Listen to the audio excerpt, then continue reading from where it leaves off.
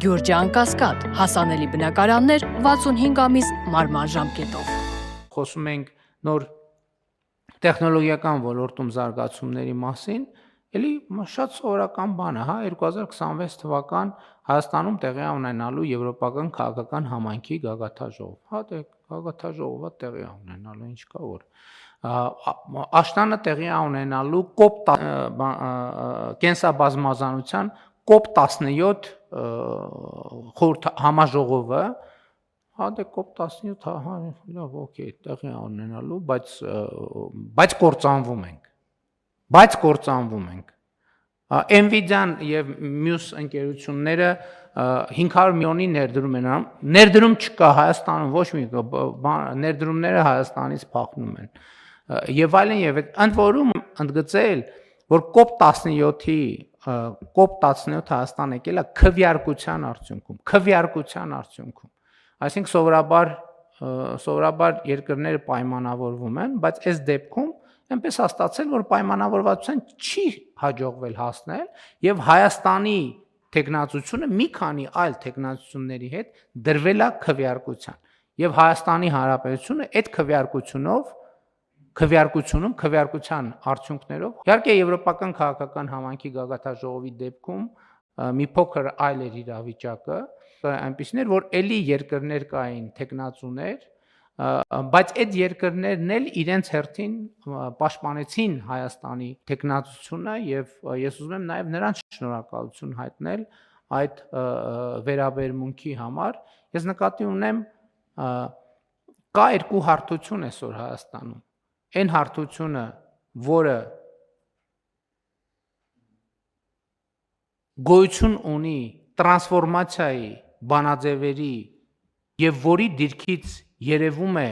հեռանկարը Հայաստանի Հանրապետության, երևում է ապագան, ընդ որում ապագայի հարցն է շատ կարևոր հարց է։ Ես օրինակ մանավանդ 2021 թվականի ընտրություններից հետո, երբ որ ապագա կա ապագա կարգախոսով մենք խորհրդանական ընտրությունները հաղթեցինք եւ բնականաբար մեր անդիմադիր գործընկերներն էլ այդ ապագա կարգախոսը փորձեցին եւ փորձում են վերածել քաղաքական քննադատության թիրախի, օրինակ շատ կարևոր է մոդելավորել, թե ինչ է նշանակում ապագա կա եւ ինչ է նշանակում ապագա չկա։ Ես օրինակ այս թեմայի մասին շատ եմ մտածել եւ եկել եմ հետեւյալ եզրակացության, որ ապագան նախագիծ է։ Եթե ունես նախագիծ, ուրեմն կա ապագա, եթե չունես նախագիծ, ուրեմն չկա ապագա։ Այսինքն ապագան, եթե մենք ուզում ենք բերել ապագա հայեցակարգային հասկացությունը ուզում ենք բերել դնել գործնական հարթության վրա, ինչ է դա նշանակում։ Դա նշանակում է, որ դու ունես նախագիծ, որ պետք է իրականացնես, կոնկրետ նախագիծ։ Եվ այս համատեքստում իրական Հայաստանի գաղափարախոսությունը ապագայի հիմքն է եւ ապագայի նախագիծ։ Ապագա չկա այն դեպքում, երբ որ չգիտես ինչ ես անելու, բա հիմա ինչ ես անելու, աջ ես գնալու, ձախ ես գնալու, ուղ ես գնալու, հետ ես գնալու, վերև ես թռնելու, ներքև ես թռնելու։ Երբ որ չկա, դա նշանակում է չկա ապագա։ Իսկ երբ որ դու կողմնորոշված ես, թե ինչ ես անելու։ Իսկ մենք այսօր հստակ կողմնորոշված ենք։ Այդ կողմնորոշման մի մասը ակնհայտ է, մյուս մասը ավելի մանրամասն ներկայացնելու համար մեզ ժամանակ է պետք եւ այդ ժամանակը մենք պետք է քաղաքական եւ ռացիոնալ օգտագործենք։ Եվ կարծում եմ, որ իհարկե ընդ որում շատ լավ է այս առիթով ենք մենք խոսում, որովհետեւ արհեստական բանականությունը ակնհայտորեն ապագան է։ Եթե Հայաստանում կա արհեստական բանականության ոլորտում այսպիսի ներդրում, դա շատ բաների մասին է վկայում։ Վկայում է, իսկ ինչպիսին է Հայաստանի անվտանգության հեռանկարի մասին մարդկանց եւ ներդրողների պատկերացումը։ Ոչ մեկ հենց այնպես չի բերի։ Եթե հիմա հետևենք մեր անդիմությանը եւ մամուլի որոշ հատվածներին, ովքեր առավոտից իրիկու մենակ մի բանն ասում, որ մենք կործանվում ենք, այդ մարդիկ ինչ են բերում, այդքան ներդրում անում։ Կտանեն այնտեղ, որտեղ չեն կործանվում։ Խնդրեմ։ Նախ Սփյուռքի հետ կապված ուզում եմ ասել, որ լիարժեք կիսում եմ ձեր մոտեցումը։ Իմ կարծիքով սա Սփյուռքի ներուժը Հայաստանի տնտեսության զարգացման գործում ամենաարդյունավետ եւ ամենանպատակային ուղղելու դրսևորումներից մեկն է եւ Հայաստանի Հանրապետության նկատմամբ ըստ էության հոգատարության ամենաիդեալական դրսևորումներից մեկն է այս ձևաչափը, որովհետեւ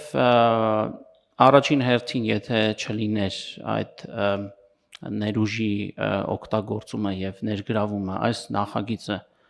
պետք է անկեղծորեն ասեմ, որ դժվար թե իրագործելի լիներ մեզ համար գոնե թե այս փուլում, բայց խոսքը միայն տվյալ ենթակառուցվածքը մեզ համար հասանելի դարձնելու չէ, խոսքը նաև վերաբերում է ապագայում դրա գրագետ արդյունավետ շահագործմանը, որի կարողությունները եւ գիտելիքները եւս ներհայաստանյան շրջանակներում բավականաչափ սահմանափակ են եւ այս նախագծի նկատմամբ լավատեսությունը, որովհետև պետք է ասեմ, որ երեկվանից կարծիքները տարբեր էին, շատ մեծ ոգևորություն կար եւ կար որոշակի այսպես զգուշավորություն, ընդհանրապես խոշոր մեգա նախագծեր իրականացնելու հետ կապված,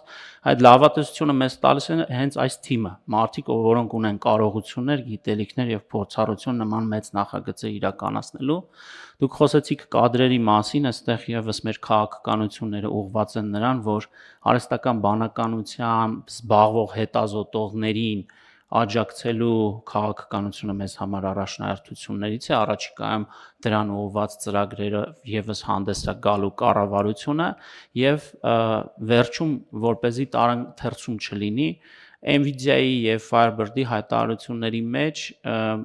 անդադար նշվում էր AI Factory, եթե տառացիորեն թարգմանում ենք, լինում է AI գործարան։ Ուղղակի ուզում եմ ասել, որ խոսքը արհեստական բանականության չիպերի արտադրության մասին չէ, պարզապես դա ձևակերպում է, խոսքը ինտելեկտի, արհեստական բանականության արտադրությանն է վերաբերում, չիպերի մասին գուցե ապագայում առիթ կունենանք մտածելու։ Շատ լավ։ Համեցեք, պարոն Սինանյան։ Մեծարգո վարչապետ եւ հարգելի պարոն Մխիթարյան, շատ կարեւոր փաստեր նշվեցին այսօր եւ նման նախաձեռնությունները նաեւ պատասխան են ցավալիորեն երբեմն հնչող են հարցին, որ բայց այդ չեն այդ Սփյուռքը, այսինքն ինչ են արել կամ Սփյուռքի ներուժը հնարավորությունը ներգրավվածության ողջ պոտենցիալը, երբ որ չափվում է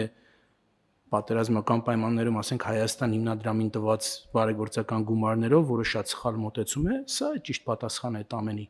Այսինքն պոտենցիալը նպատակասլաց ձևով են ձեր ղեկավարությամբ հարաբերությունների փոխելներ բարեգործությունից դեպի ներգրավվածություն, ներդրում, մարդկային ռեսուրսների ներգրավվածություն, իրական հնարավորությունների շարունակական եւ այդ անգլերեն ասեմ sustainable ներգրավվածությունը, որը պետք է շահութաբեր լինի բոլոր կողմերի համար եւ նման այս նախաձեռնությունները եւ բիզնես ներդրումները դրա ամենալավ օրինակն ու ապացույցն են ու մինչեւ վերջ պետք է սա հասցնենք, որպեսզի նաեւ կիրառականորեն կարողանանք ներկայացնել հանրությանը։ Շատ լավ։ Իդեպ դուք խոսեցիք Հայաստան համահայկական հիմնադրամի միջոցների մասին, ես նկատեցի, որ ընդդիմության շարքերից էլի խոսում են, որ հիմնադրամի միջոցներից յուրացվել են, գողացվել են։ Ես ուզում եմ հիշեցնեմ, որ ազգային ժողովում քննիչ հանձնաժողով էր ձևավորվել եւ քննիչ հանձնաժողովը ղեկավարում էր ընդդիմության ներկայացուցիչը։ Պետք է արձանագրել ուր է այդ քննիչ հանձնաժողովը, բա ուր է իրանց եզրակացությունը։ Ինչի չի կազմակերպվում, չի շարունակվում այդ քննիչ հանձնաժողովի աշխատանքը։ Ասենք թող հանրությանը պարզաբանում տան։ Էլի հազար ներողություն դուրս են գալիս տակից գլխից խոսում են բաները, որոշ կաշառակերներ եւ չասենք ում մասին է խոսքը, չնայած բոլորս է հասկացանք, որ խոսքը Ռոբերտ Քոչարյանի մասին է։ 100 միլիոն, չգիտեմ, հիմնադրամից գողացնի։ Արծվիկ Մինասյանը չէր այդ բանի քննիչ հանձնաժողովի ղեկավարը։ Ուր են, բա ուր է իրանց զեկույցը։ Թող մի հատ գրեն, ստորագրեն, որ գողացվել է, մենք էլ այդ դեպքում կիմանանք ինչ անենք։ Սիրուն կդիմենք դատարան եւ նրանց կստիպենք հակառակը պնդել։ Ոչ թե կստիպենք դե յուրե, որովհետև մենք գիտենք, թե ինչա տեղություն ունեցել եւ գիտենք, որ իրենց ասածը տեղի չի ունեցել։ Եվ այս հայտարարություններն էլ ես չգիտեմ, մենք հակադարձում ենք, չենք հակադարձում, բայց էլ եմ ասում, փաստերն է, որ կար քննիչ հանձնաժողով։ Հիմա ես նայեցի, ոնց որ լուրջ չկա այդ հանձնաժողովից։ Իրանք ասում էին լծակներ, ես անենք, բացահայտենք, բայց ինչի՞ չեն բացահայտում։ Թող բացահայտեն։ Համեցեք։ Պարոն վարչապետ, զեկուցելու բան չկա, այսինքն թեմա չկա։ Ի սկզբանե դա եղել է կեղծ օրակարգ, փուչիկ։ Հետևաբար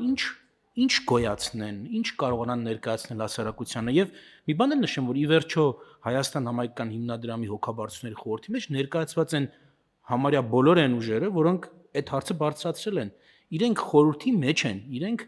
կառավարող մարմնի անդամ են։ Խորհուրդ այդ հարցը քննարկել է եւ եկել է եզրակացության, որովհետեւ թեմա չկա, այսինքն հիմնադրամի խորհուրդն է հենց եկել այդ եզրակացության, բայց ես դրա մասին չեմ ասում։ Ազգային ժողովում քննիչ հանձնաժողով ձևավորվել է, թող այդ հանձնաժողովը այդ եզրակացությունը տա։